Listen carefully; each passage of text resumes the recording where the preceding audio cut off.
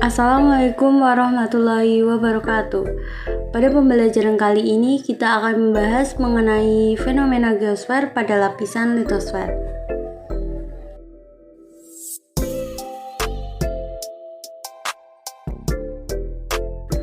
Nah, pada pembahasan yang pertama, kita akan membahas mengenai karakteristik lapisan-lapisan bumi.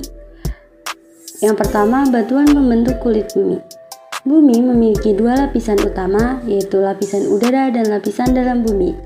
Lapisan dalam bumi terbagi menjadi tiga lapisan, yaitu 1. Barisfer atau lapisan inti bumi, 2. Astenosfer atau lapisan mantel bumi, 3. Litosfer atau kerak bumi, yaitu lapisan terluar bumi bagian dalam.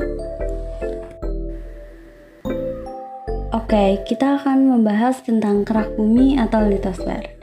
Kerak bumi terbagi menjadi dua, yaitu kerak samudra dan kerak benua.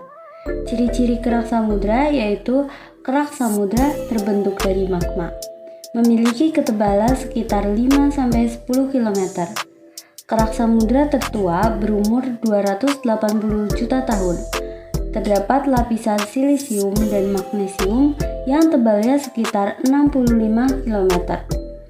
Kemudian ciri-ciri kerak benua yaitu kerak benua terdiri dari batuan beku granitis, metamorf, dan didominasi oleh batuan sedimen. Memiliki ketebalan sekitar 20-70 km. Kerak benua tertua berumur 4,4 miliar tahun. Terdapat lapisan silisium dan aluminium yang tebalnya sekitar 35 km. Nah, selanjutnya ada lapisan mantel bumi atau astenosfer.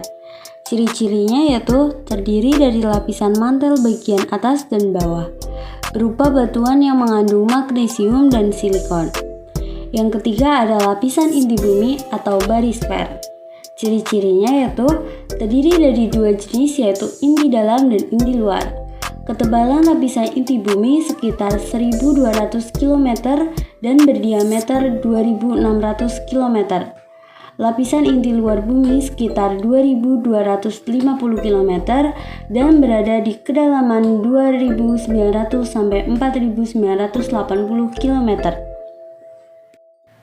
Nah, selanjutnya jenis batuan pembentuk kulit bumi.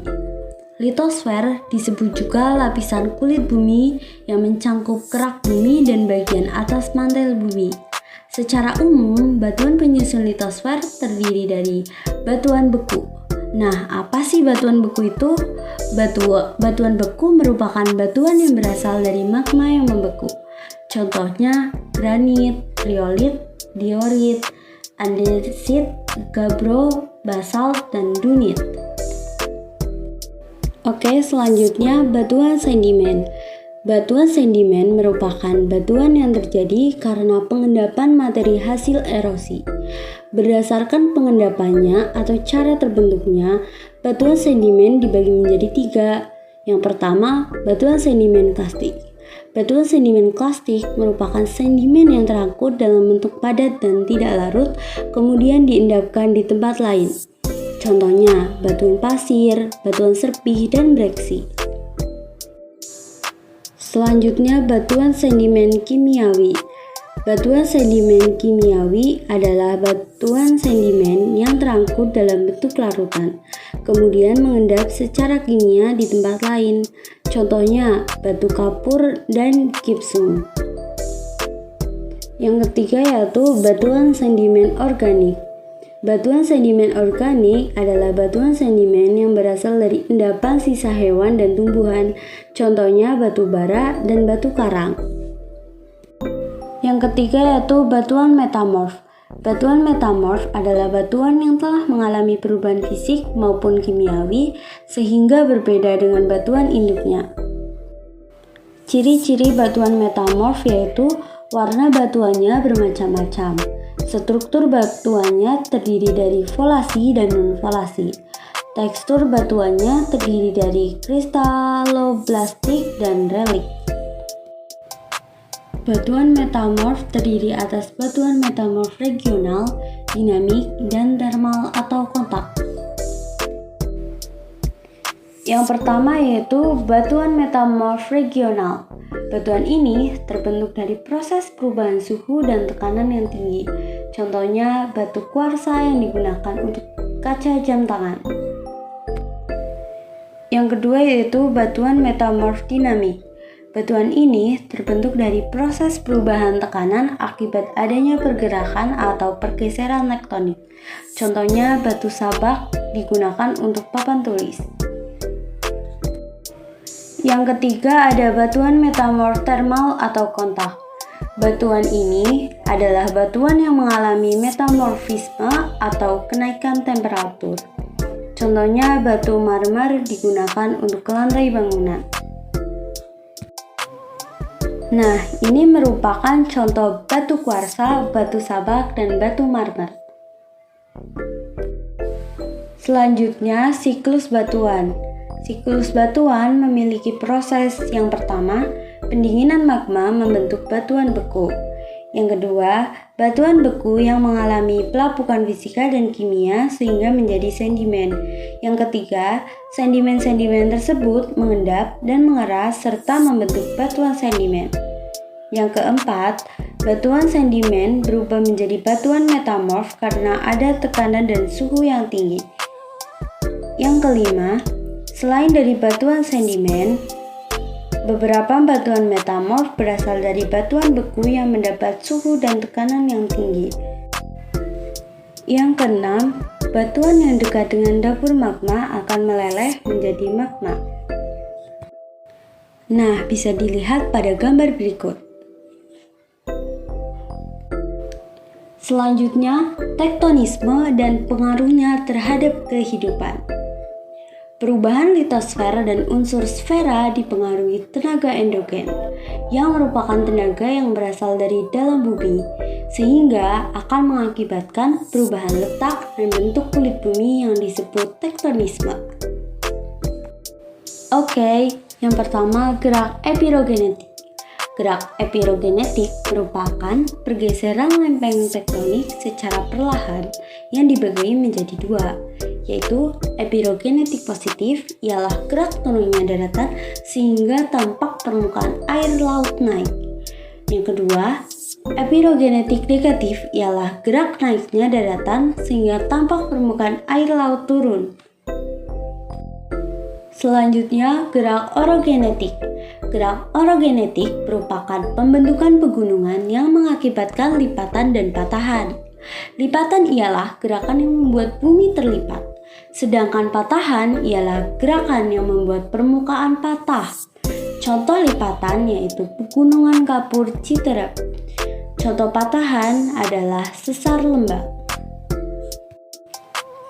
Nah, selanjutnya kita akan membahas vulkanisme dan pengaruhnya terhadap kehidupan.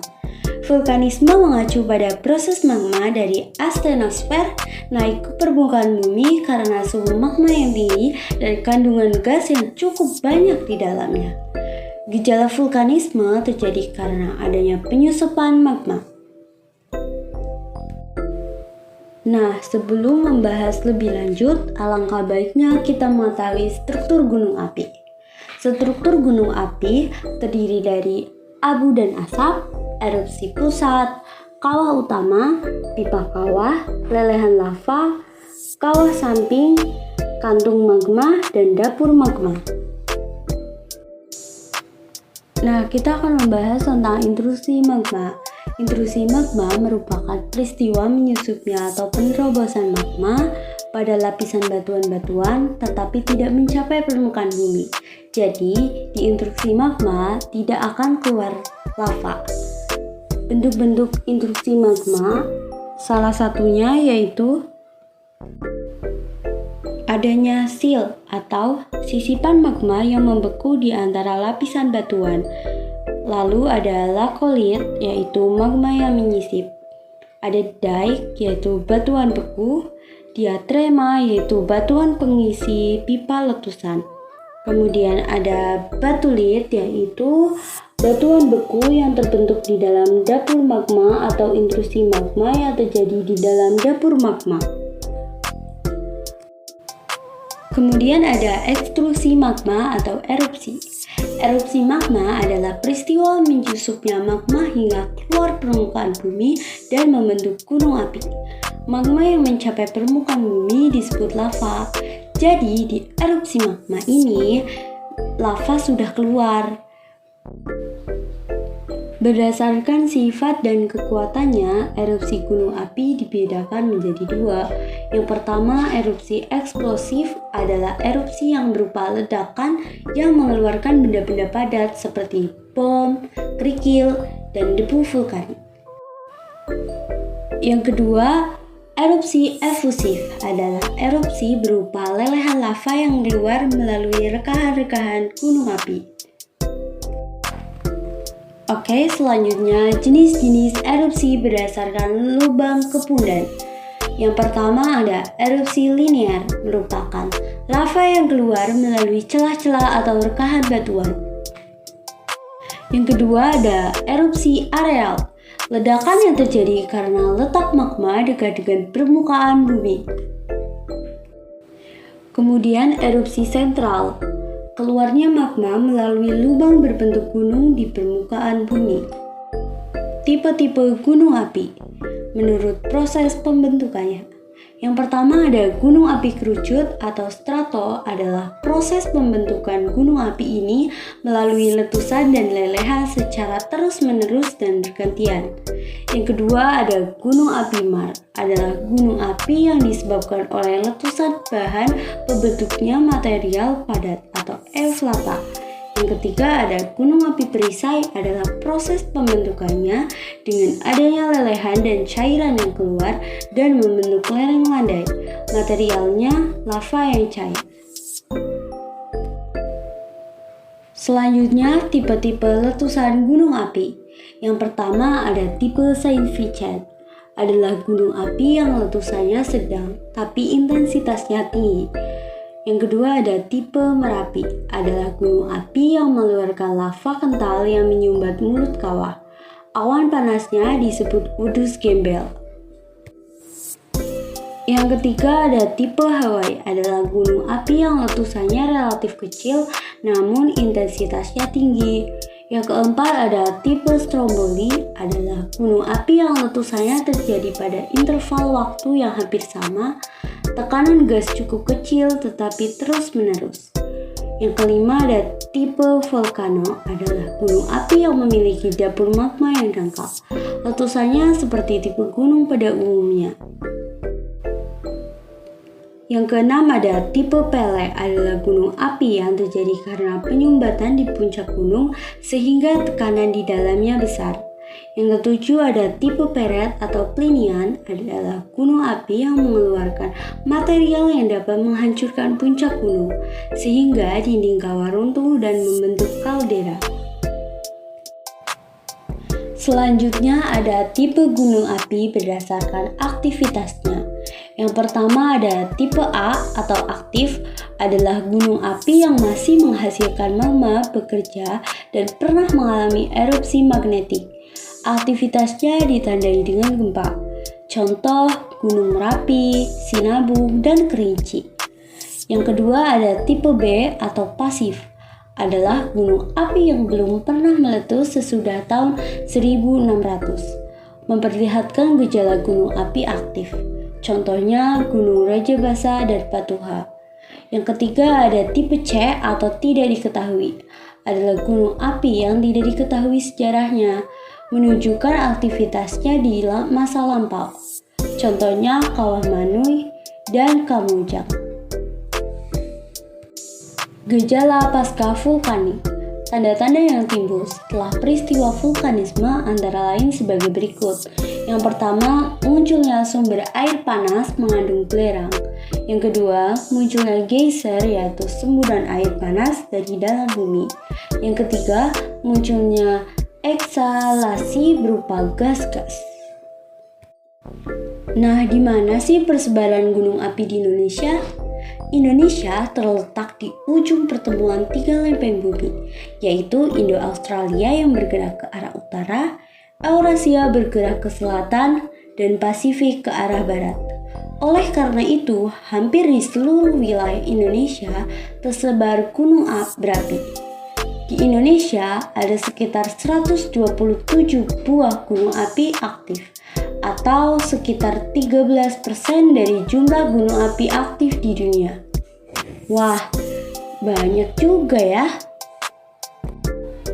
Selanjutnya, dampak vulkanisme terhadap kehidupan di bumi.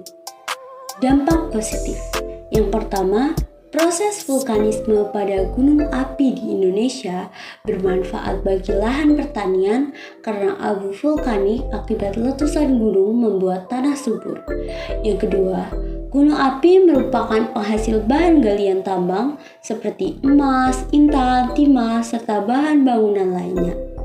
Yang ketiga, bentuk hasil proses vulkanisme dapat dijadikan wisata alam yang sangat menarik.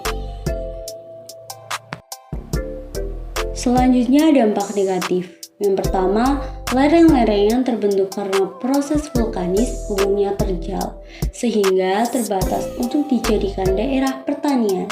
Yang kedua, daerah-daerah pegunungan yang terjal juga tidak baik dijadikan daerah permukiman karena rentan terjadi tanah longsor yang dapat menimbulkan kerugian, baik material maupun korban jiwa.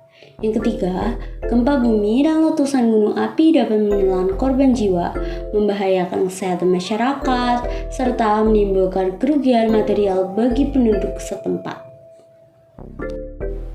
Nah, apa saja sih upaya yang dapat dilakukan untuk penanggulangan bencana letusan gunung api? Yang pertama, langkah yang harus dilakukan sebelum terjadi letusan gunung api, yaitu memantau dan mengamati secara intens kegiatan gunung yang aktif. Yang kedua, membuat dan menyediakan peta kawasan rawan bencana dan peta zona resiko bahaya gunung api yang didukung dengan peta geologi gunung api. Yang ketiga, melakukan kebijakan-kebijakan yang sudah ditetapkan dalam menanggulangi letusan gunung api. Yang keempat, melakukan pembimbingan dan pemberian informasi gunung api. Yang kelima, melakukan penyelidikan dan penelitian geologi, geofisika, dan geokimia di gunung api. Yang keenam, melakukan peningkatan sumber daya manusia dan pendukungnya seperti peningkatan sarana dan prasarananya. Yang kedua adalah langkah yang harus dilakukan setelah letusan. Yang pertama, melakukan pendataan, termasuk jangkauan letusan gunung api. Yang kedua, menandai daerah-daerah yang akan terdampak bencana. Yang ketiga, mengusulkan saran penanggulangan bahaya. Yang keempat, memberikan saran menataan kawasan jangka pendek dan jangka panjang. Yang kelima, merenovasi berbagai fasilitas yang hancur atau rusak. Nah, selanjutnya ada materi seisme dan pengaruhnya terhadap kehidupan. Gempa bumi atau getaran seismik adalah getaran pada permukaan bumi yang disebabkan kekuatan dari dalam dan umumnya berasosiasi dengan gerakan lempeng. Nah, yang pertama, klasifikasi gempa berdasarkan faktor penyebabnya. Gempa tektonik. Gempa tektonik disebabkan adanya kegiatan tektonik lempeng. Terjadi di zona batas antar lempeng dan patahan. Kekuatannya mencapai 9 skala Richter. Selanjutnya, gempa vulkanik. Gempa vulkanik disebabkan adanya aktivitas gunung api dan terjadi baik sebelum, selama, atau setelah gunung api meletus. Yang ketiga, gempa runtuhan. Gempa runtuhan disebabkan terjadinya akibat runtuhan batuan, biasanya terjadi di daerah kapur atau terowongan bawah tanah. Runtuhan yang besar dapat mengakibatkan getaran yang kuat dan bersifat lokal. Oke, yang keempat, gempa tumbukan. Gempa tumbukan disebabkan oleh meteor yang menabrak bumi. Contohnya meteor yang jatuh di Rusia pada tahun 1908 dan mengakibatkan terjadinya lubang besar menyerupai kawah. Selanjutnya yaitu pengaruh gempa terhadap kehidupan. Di permukaan bumi, gempa mengakibatkan kerusakan berat, banyak bangunan hancur, rata dengan tanah, dan banyaknya korban berjatuhan. Dahsyatnya gempa juga memicu terjadinya tsunami. Seperti contoh gempa berkekuatan besar yang terjadi di Aceh tahun 2004 yang berkekuatan lebih dari 6 skala Richter. Gerakan vertikal pada kerak bumi dapat mengakibatkan gangguan keseimbangan air yang ada di atasnya dan berakhir menyebabkan terjadinya aliran energi air laut yang ketika sampai di pantai akan menjadi gelombang besar yang disebut tsunami. Yang ketiga yaitu tindakan mitigasi gempa bumi. Menurut Undang-Undang Nomor 24 Tahun 2007 tentang Penanggulangan Bencana, mitigasi adalah serangkaian upaya untuk mengurangi bencana baik melalui pembangunan fisik maupun penyadaran. Hal-hal yang perlu dilakukan sebelum gempa terjadi. Yang pertama, mendirikan bangunan rumah atau gedung yang tahan gempa sesuai dengan ketentuan yang berlaku. Yang kedua, persiapan keamanan dalam rumah seperti meletakkan perabotan rumah dengan posisi yang benar, tidak meletakkan barang berat di tempat tinggi, dan tidak menghalangi pintu keluar dengan berbagai perabot. Yang ketiga, tentukan cara menghubungi keluarga dan teman. Karena kemungkinan saat gempa bumi terjadi, sambungan komunikasi terputus. Yang ketiga ada tindakan yang dilakukan saat terjadi gempa bumi. Saat berada di dalam rumah, lindungi kepala Anda di bawah meja. Pegang erat-erat kaki meja. Jika tidak ada meja, lindungi dengan bantal atau kursi. Setelah guncangan melemah, segera matikan listrik dan kompor. Saat di luar rumah, menjauh dari dinding, waspada akan jatuhnya pohon dan pecahan kaca. Saat berada di sekolah, waspada terhadap peralatan elektronik. Hati-hati saat keluar ruangan, ikuti arahan guru dan petugas sekolah. Saat berada dalam gedung, lindungi kepala, gunakan tangga darurat, hindari kaca jendela. Saat mengendarai kendara, kurangi kecepatan, lalu berhenti di tepi jalan. Nah, tindakan yang dilakukan setelah gempa bumi yaitu amati keadaan sekitar, dapatkan informasi dari TV, radio, maupun internet, dan saling tolong-menolong.